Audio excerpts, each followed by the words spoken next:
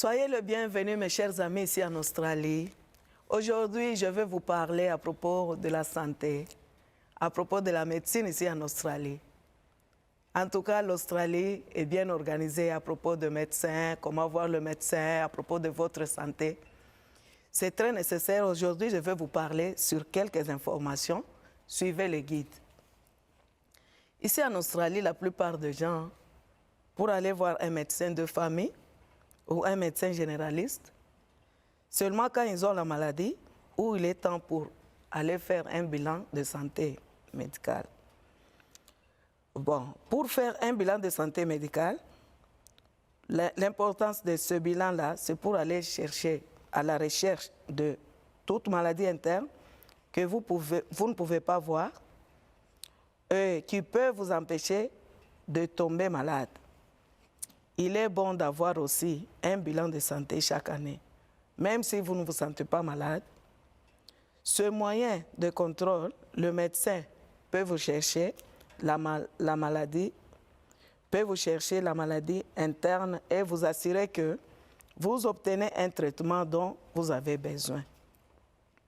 Vous pouvez demander à votre médecin de mettre à leur ordinateur pour vous sonner ou pour vous rappeler chaque année à venir à un bilan de santé. Le médecin généraliste s'occupe de votre maladie du corps, mais aussi la maladie qui peuvent provenir de soucis ou de stress. Il s'occupe de vous et de travailler sur ce qu'il doit faire pour vous aider à être en bonne santé, à être bien portant. Lorsque vous vous sentez malade, il faut aller voir votre GP docteur. Ils peuvent aussi s'occuper de vous directement et vous donner des instructions sur ce qu'il faut faire et prescrire parfois la médecine, le médicament. Peut-être vous envoyer des analyses de sang ou des rayons X, photos de vos intérieurs qui sont faites avec une machine spéciale. Ils peuvent parler aussi à un spécialiste privé pour vous référer au centre de santé communautaire ou vous référer à un spécialiste à la clinique externe d'un hôpital.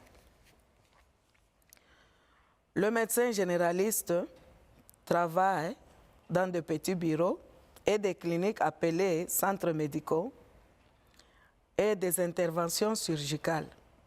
Ces cliniques ou centres médicaux sont généralement ouverts de 9h à 17h. Du lundi au vendredi, même certains sont ouverts peut-être le samedi, le week-end, pour de longues heures. Vous êtes à mesure de choisir votre propre médecin généraliste ou celui qu'on appelle le GP docteur. Si vous n'êtes pas satisfait de votre médecin généraliste ou GP docteur, vous pouvez choisir un nouveau GP. C'est une bonne idée de demander à des amis, vous pouvez demander à des amis, membres de votre famille, de personnes de votre communauté. Peut-être ils ont des GP qui sont heureux avec et qui savent comment utiliser interprète ou s'il y a un GP qui parle votre langue. Vous pouvez trouver un GP qui parle votre langue. Le médecin généraliste travaille en temps de rendez-vous. Il est important de sonner ou aller faire un rendez-vous au centre médical. Il est très, très important de sonner ou aller faire un rendez-vous médical au centre médical. Oui. Vous ne pouvez pas tourner et attendre pour voir le médecin. Non, il ne faut pas tourner. Il ne faut pas aller directement à l'hôpital pour voir un médecin. Vous devez appeler pour mettre le rendez-vous. C'est très important. Ou sinon, vous risquez de retourner sans voir le médecin parce que vous n'avez pas appelé pour mettre le rendez-vous. Si vous ne mettez pas le rendez-vous, il peut prendre beaucoup de jours avant que vous voyez le médecin ou bien un jour après pour voir le médecin. C'est pour cela qu'il est très important d'appeler pour mettre le rendez-vous pour aller voir votre GP. Vous devez également prendre rendez-vous pour chaque personne ou un enfant qui a besoin de voir le médecin. Donc, la nomination de chaque personne est habituellement de 10 à 15 minutes. Si vous avez beaucoup de maladies que vous pouvez réserver pour un long rendez-vous, si une mère, par exemple, une mère et ses 3 enfants ont besoin de voir le médecin, alors vous allez dire à la réceptionniste que vous avez besoin de 4 rendez-vous. Pourquoi ces 4 rendez-vous? Parce que vous-même, vous avez besoin d'un rendez-vous et vos 3 enfants aussi ont besoin de leur rendez-vous. C'est pour cela qu'il est très important de dire à la réceptionniste de mettre le rendez-vous pour 4 personnes, 3 enfants et vous-même. Il est important d'arriver au centre médical d'environ 5 minutes avant l'heure de rendez-vous. Parfois, si vous mettez en place la fin de votre rendez-vous, ne sera plus disponible. Votre rendez-vous ne sera plus disponible si vous annulez, sans notifier la réceptionniste. Et vous aurez à faire un nouveau rendez-vous et revenir un autre jour, alors que vous avez besoin de voir un docteur parce que vous n'avez pas notifié, vous avez annulé votre rendez-vous, vous risquez de ne pas voir le médecin et puis peut-être aller un jour après. Quand vous allez à votre rendez-vous au centre médical et dites à la réceptionniste que vous êtes là, il faut toujours dire à la réceptionniste que vous êtes déjà là. Alors, asseyez-vous et attendez que la réceptionniste ait un médecin pour appeler votre nom pour votre rendez-vous. Donc, si vous avez réservé un interprète, il est bon de leur rappeler que vous avez besoin pour ce rendez-vous-là. Vous avez besoin de ce rendez-vous-là. Quand votre nom est appelé, vous allez pour voir le médecin et lui dire pourquoi vous êtes là. Lorsqu'on vous appelle, il faut entrer et dire à votre médecin pourquoi vous êtes là. Vous pouvez tirer aussi le meilleur parti de votre visite chez le médecin en pensant à l'avance de tous vos problèmes de santé et faire en sorte que vous vous souvenez de lui parler de tout ce qui est troublant, de tout ce qui vous trouble. Il est très important de vous rappeler quand vous êtes chez le médecin, de lui parler de tout ce qui vous trouble, tout ce qui vous dérange. Informez votre médecin de tous les médicaments que vous prenez. Cela inclut le médicament à base de plantes, le remède traditionnel, les vitamines, les herbes. Il est préférable d'apporter tous vos médicaments que vous prenez avec vous pour le montrer au médecin. C'est très important. Comme ça, le médecin saura quel médicament vous prescrire et quel médicament vous étiez en train de prendre à la maison. Si vous ne pouvez pas aller à votre rendez-vous, vous devez sonner et annuler votre rendez-vous à l'avance. Certains généralistes et les spécialistes peuvent vous faire payer des frais d'annulation si vous n'étiez pas à la chirurgie à l'heure de votre rendez-vous et vous n'avez pas sonné et annulé. Donc, si vous ne sonnez pas, vous n'annulez pas, vous risquez de perdre ce rendez-vous-là. Si vous avez besoin d'un interprète pour la visite chez le médecin, s'il vous plaît, dites à la réceptionniste quand vous faites le rendez-vous. Si vous voulez un interprète lors de votre rendez-vous avec le médecin, et quelle langue où vous pouvez leur demander en disant « j'ai besoin d'un interprète ». J'ai besoin d'une carte d'interprète aussi. Dites-lui aussi si vous voulez un face-à-face interprète ou d'un interprète par téléphone.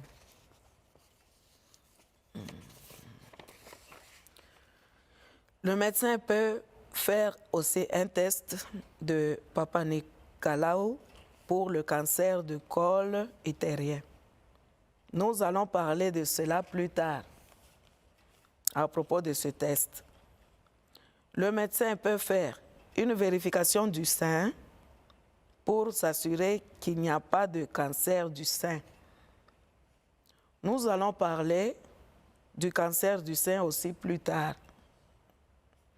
Également, le médecin peut vous envoyer d'autres tests tels que la mammographie pour vérifier vos seins de morceaux et d'autres choses. Le médecin peut vous demander de prendre des médicaments et vous donner une ordonnance pour la médecine. Vous devez suivre ces instructions. Vous devez suivre les instructions du docteur. Si vous ne comprenez pas, s'il vous plaît, dites à votre médecin et demandez à l'interprète de l'expliquer à nouveau, d'expliquer au docteur à nouveau. Le médecin voudra s'assurer que vous comprenez ce qu'il faut faire avec vos médicaments. Si vous avez une carte de soins de santé, un ou pension concession card, vous devez prendre à la pharmacie, avec vous à la pharmacie, avec l'ordonnance que le médecin vous a donnée. Donc, c'est très nécessaire de présenter votre carte de concession à la pharmacie. La présence de cette carte, lorsque vous achetez le médicament de prescription, il sera moins cher. Donc, le médicament sera moins cher si vous avez votre carte de concession. Mais il va encore vous coûter de l'argent. Vous devez toujours payer de l'argent, mais ça sera moins cher à propos de cette carte-là de pension, cette carte de pension. Nous allons aussi parler un peu plus tard sur le médicament, un peu plus tard. Nous allons en parler. Le médicament peut vous demander de revenir à nouveau. Le médecin peut vous demander de revenir à nouveau plutôt. Ils vous diront quand ils veulent que cela se produise. Vous aurez besoin de parler à la réceptionniste et faire un nouveau rendez-vous pour le moment, pour ce moment-là. Il est utile de le faire pendant que vous êtes là au centre médical. Le médecin, bon, nous allons parler maintenant à propos de spécialistes, de médecins spécialistes. Ça, c'était pour aller voir les GP docteurs. Maintenant, nous allons parler à propos de médecins spécialistes. Donc, le médecin spécialiste peut vous référer à un autre spécialiste privé ou un spécialiste ambulatoire clinique de l'hôpital. Il est important de vérifier auprès du médecin généraliste quand vous êtes là ce que vous devez faire pour vous assurer d'obtenir un rendez-vous avec le spécialiste et si son orientation à un spécialiste est privé ou un spécialiste aux patients out clinique de l'hôpital, clinique externe. C'est ce qu'on appelle out clinique de l'hôpital. Si vous avez besoin de voir un spécialiste de la femme, donc plutôt qu'un homme, si vous préférez une femme docteur ou bien plutôt qu'un homme, s'il vous plaît, dites à votre médecin de famille quand il écrit le renvoi. Quand il vous écrit le renvoi, il faut lui dire que vous avez besoin d'un docteur, une femme docteur. Vous pouvez demander à la réceptionniste ou à l'interprète pour vous aider aussi à la prise de rendez-vous chez les spécialistes si vous en avez besoin. il peut y avoir un certain temps que vous devez attendre avant de voir le spécialiste à un rendez-vous disponible. Vous devez toujours attendre. Si vous avez un spécialiste à la clinique externe, donc ce qu'on appelle out clinic, la clinique externe, des spécialistes à l'hôpital public, alors il n'y aura pas de paiement requis par vous. Vous aurez besoin de votre carte Medicare lorsque vous allez à la nomination. Cependant, il est plus souvent très nécessaire de prendre le rendez-vous parce que ce rendez-vous-là prend longtemps. Pour obtenir ce rendez-vous-là, de voir le spécialiste à la clinique externe de l'hôpital public. Quand vous allez à la clinique externe pour voir le spécialiste à l'hôpital, pour votre rendez-vous, il y a souvent une attente pour voir le spécialiste. Comme beaucoup de gens vont à la clinique externe des spécialistes, et les spécialistes vont parfois à la fin des heures de leur rendez-vous. Il est préférable aussi d'attendre pour voir le médecin. Ou sinon, il vous prendra encore longtemps avant que vous obteniez un autre rendez-vous. Il est très nécessaire toujours d'attendre pour voir votre spécialiste parce qu'il vous a pris beaucoup de temps, il vous a pris longtemps pour voir ce médecin-là. Alors, si vous allez là-bas, vous pouvez attendre longtemps, mais il est très nécessaire d'attendre pour voir votre spécialiste. Le spécialiste recommande de faire le test sanguin et des rayons X ou d'autres procédures. Il est important de comprendre leurs conseils et leurs instructions sur ce qu'ils veulent que vous fassiez. Ensuite, vous êtes en mesure de prendre une décision sur ce que vous voulez faire. Il est très important de prendre une décision sur ce que vous voulez faire. Il peut être aussi utile de discuter de leurs conseils en famille ou quelques que vous pouvez respecter si vous avez besoin de prendre des décisions. Le docteur va vous respecter selon votre décision. Le spécialiste peut vouloir aussi vous revoir et vous aurez besoin de faire un autre rendez-vous pour cela. Vous devez arriver à l'heure ou un peu plus tôt pour votre rendez-vous là avec le spécialiste. Si vous ne vous présentez pas à votre rendez-vous ou vous arrivez en retard, ils peuvent vous renvoyer sans pourtant vous voir. Ils peuvent vous renvoyer sans pourtant voir le spécialiste. Il peut aussi prendre un long moment avant de pouvoir obtenir un autre rendez-vous pour voir le spécialiste. Si vous voyez un spécialiste privé, pas à l'hôpital, il facture des frais et ce sera un peu plus que le médecin généraliste.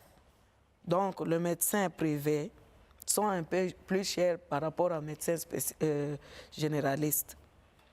La plupart des spécialistes privés ne font pas le projet de loi en vrac. Donc, vous aurez à payer la facture et réclamer une partie de l'argent de l'assurance malade.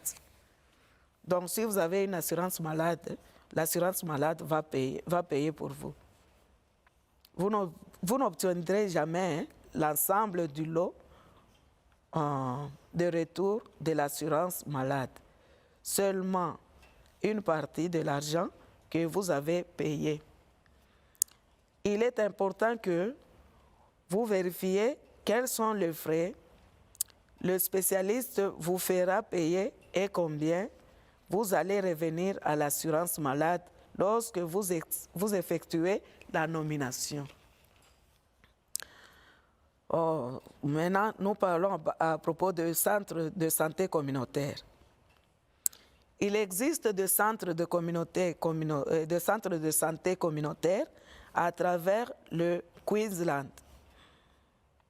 Le centre de santé communautaire vont cliniques pour un certain nombre de services de santé différents. Le type de cliniques qui sont exécutées sont différents dans chaque région. C'est parce que ce qui doit chaque communauté est différent. Ce qui est là, chaque communauté est différent. Vous pouvez découvrir ce que les cliniques sont. Les cliniques sont sans frais si vous avez une carte d'assurance maladie et vous pouvez aller chercher l'information et les contrôles de santé pour certains problèmes de santé. Exemples de centres de santé communautaire cliniques sont, je donne maintenant les exemples. Clinique de diabète pour les personnes ayant des problèmes de sucre dans le sang. Les cliniques de santé de l'enfant pour vérifier les enfants sont de plus en plus et en bonne santé. Les services de dépistage du cancer tels que l'écran du sein. Les cliniques de la poitrine pour tester et vérifier la tuberculose. Pour en savoir plus sur ce que la communauté clinique des centres de santé sont, la clinique des centres de communauté sont près de chez vous ou quelques services ils ont. Vous pouvez demander à votre médecin, des amis ou d'autres membres de la communauté, ou vous pouvez appeler le numéro suivant 13 14 50. Vous pouvez appeler au numéro suivant 13 14 50 du lundi au vendredi de 9h à 17h. Dites la langue dont vous avez besoin. Quand vous appelez à ce numéro 13 14 50, dites la langue dont vous avez besoin. Attendre sur la ligne d'un interprète, cela peut prendre jusqu'à 3 minutes. Donc, si vous appelez l'interprète, il faut attendre au moins 3 minutes. Demandez à l'interprète d'appeler la ligne de 13 11. Donc, le numéro est ceci. 13 43 25 84.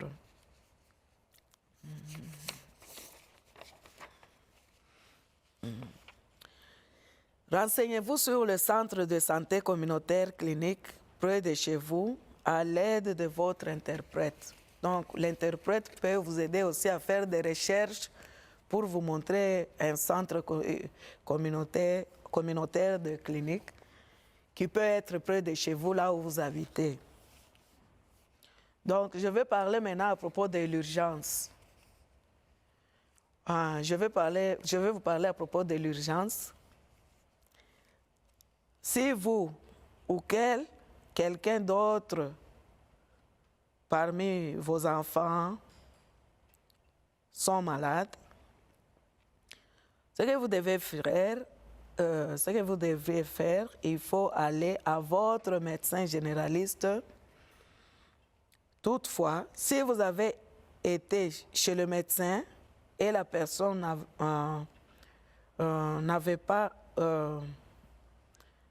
ne se sent pas toujours mieux et que la situation s'aggrave toujours, il se peut que vous devez appeler l'ambulance. Donc, si vous allez voir votre docteur, votre GP, et que vous voyez qu'il n'y a pas un changement, la situation s'aggrave toujours, il faut appeler l'ambulance. Si quelqu'un a des douleurs à la poitrine ou une difficulté respiratoire ou un accident grave, ce sont aussi des moments où vous devrez appeler une ambulance en cas d'urgence. Ça, c'est un cas d'urgence. En cas d'accident grave, ou quelqu'un a mal à la poitrine, des douleurs à la poitrine, ou une difficulté de respiration. Ce sont des cas d'urgence que vous devez appeler l'ambulance directement.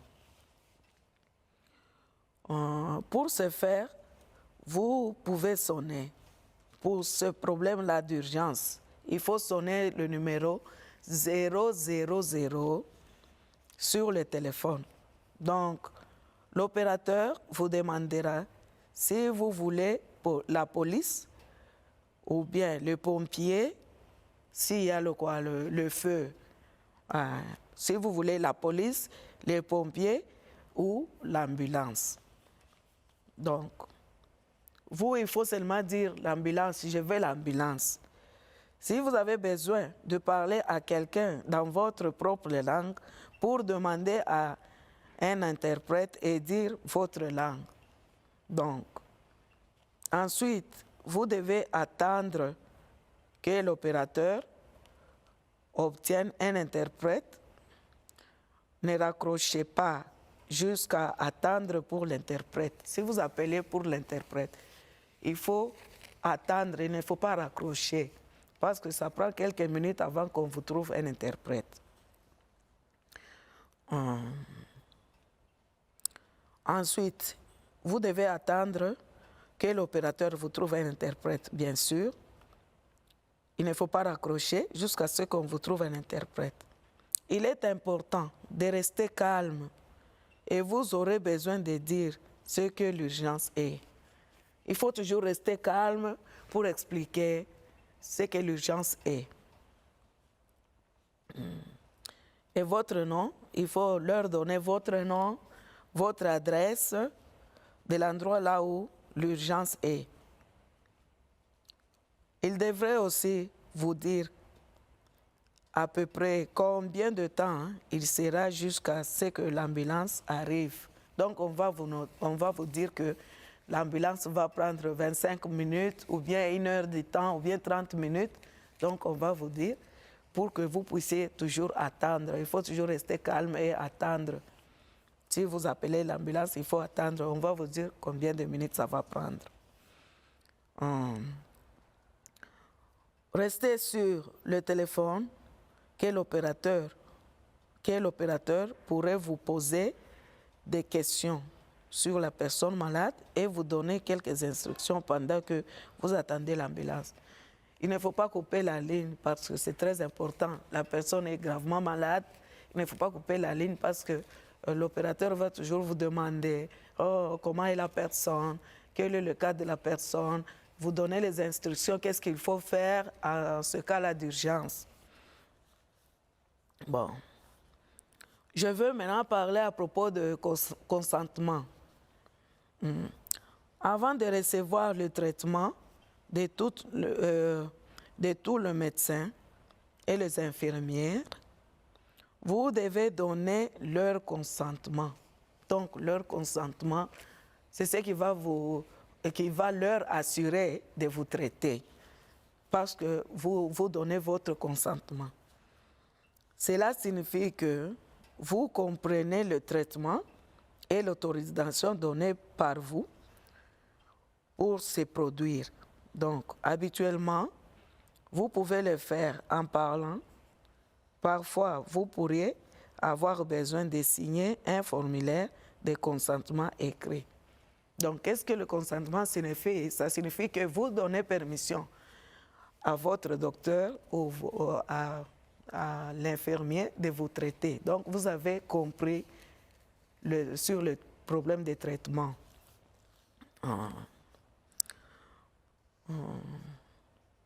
Parfois, vous pourrez avoir besoin de signer un formulaire de consentement écrit. Oui, vous pouvez parler pour lui donner la permission et puis vous pouvez signer un formulaire par écrit. Vous pouvez aussi demander à un ami ou un membre de votre famille de lire le formulaire pour vous. Si vous avez un problème, vous pouvez aussi demander à votre membre de famille, si vous n'avez pas compris, de lire le formulaire pour vous et puis vous pouvez décider si vous pouvez signer ou donner le consentement. C'est ce qui signifie, c'est ce que cela signifie. Donc, en général, un parent ou un adulte soignant peut consentir au traitement d'un enfant. Donc, on vous pose la question.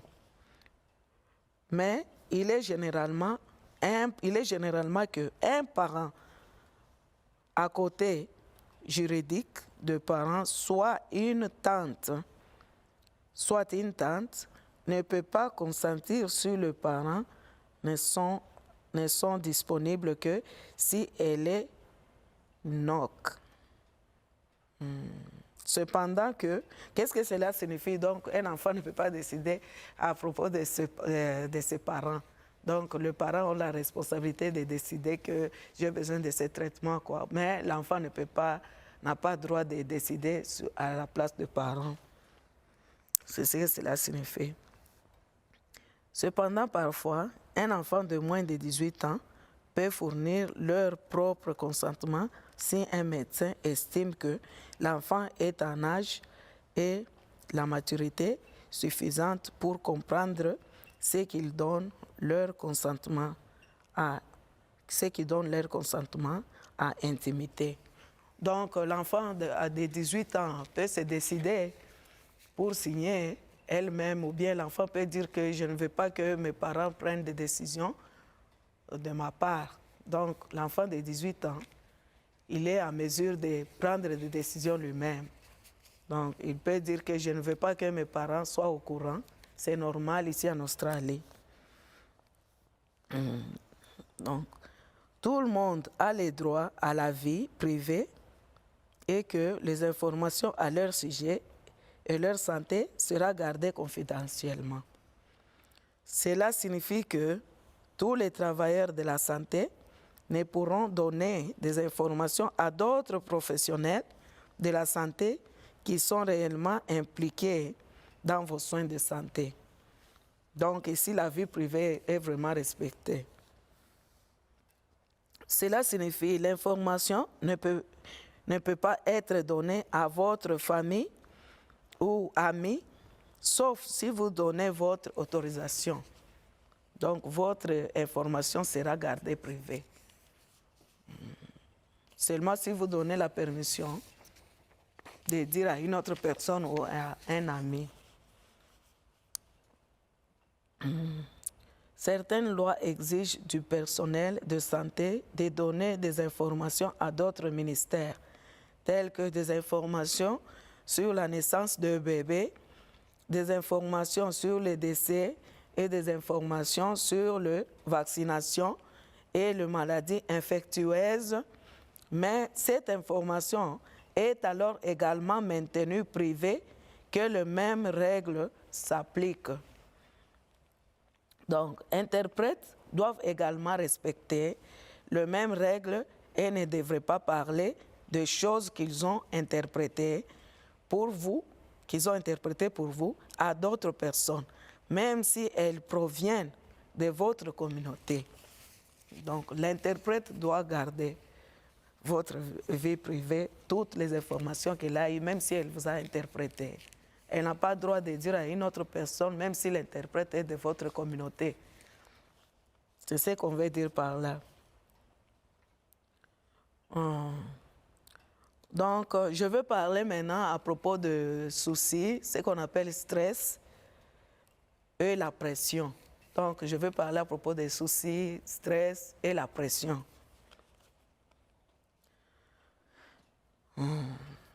La relaxation, les vidéos sera prévenue. Donc, Si vous rencontrez toujours des soucis et des troubles dans votre esprit et que vous souhaitez parler à quelqu'un à propos de ce que vous pouvez appeler QPAST sur le numéro suivant. Donc, si vous avez des soucis de stress, de la pression, vous pouvez appeler QPAST sur ce numéro suivant, 07 33 91 66 77, donc 77. Donc, je répète le numéro 07 33 91 66 77. Si vous avez le stress. Donc, ils vont vous conduire, ils vont vous aider. Je vais parler maintenant à propos de médicaments. Votre médecin généraliste ou spécialiste peut prescrire des médicaments pour vous en vous donnant une prescription. Un morceau de papier qui dit que ce médicament que vous devez prendre et à quelle fréquence. Donc, vous devez prendre cette prescription à la pharmacie et leur donner. Ils prépareront ensuite le médicament de sorte que vous pouvez l'acheter là-bas et ils vont expliquer comment utiliser ce médicament-là. Une maladie à surveiller et à quel point le coût de la médecine. Vous pouvez aussi utiliser un interprète à la pharmacie. C'est possible. Il suffit de leur demander d'appeler un interprète au téléphone et leur dire votre langue. Les pharmaciens peuvent utiliser les services d'interprète gratuitement. Donc, le service d'interprétation est gratuit. Ils sonnent juste le numéro suivant 13 14 50 et demandez à un interprète. Demandez un interprète dans votre langue, la langue que vous allez choisir. Cela ne prend que quelques minutes. Oui, il y a beaucoup d'interprètes dans différentes langues. Votre pharmacien peut vous demander si vous voulez un médicament de marque ou générique moins cher. De nombreux médicaments sont disponibles dans un certain pharmacie, dans un certain nombre de marques et le prix entre les marques peuvent varier aussi. Le prix selon les marques peuvent varier.